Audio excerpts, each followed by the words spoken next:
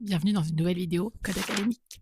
Quand on te parle d'études de droit, si tu es complètement étranger à la discipline, généralement, tu penses à ça.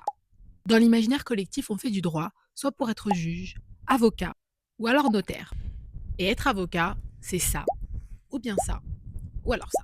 En réalité, il s'agit d'une version romancée et surtout américaine du métier. Déjà, tous les pays ne sont pas de même tradition juridique. Par exemple, les États-Unis, l'Angleterre ou alors même le Kenya sont des pays de common law, c'est-à-dire que leur droit est fondé sur des décisions de justice qu'on appelle la jurisprudence. On dit d'ailleurs souvent que le juge est la bouche du droit. Là où les pays comme la France, le Japon ou alors même le Cap-Vert sont des pays de droit civil, fondés cette fois-ci sur des codes. Il existe plusieurs systèmes juridiques, notamment les systèmes de droit civil, de common law, de droit coutumier, de droit religieux ou alors même de droit hybride, voire mixte. Lorsque le système juridique est mixte, plusieurs droits coexistent. L'Égypte, par exemple, rassemble à elle seule droit civil, droit religieux pour le statut personnel, c'est-à-dire mariage, divorce, héritage et parfois même les coutumes locales qui peuvent influencer la résolution de conflits. Pour la majorité de la population musulmane, le droit musulman s'applique. Cependant, il existe des statuts personnels pour les minorités chrétiennes en fonction de leur caste ou leur église. Protestants,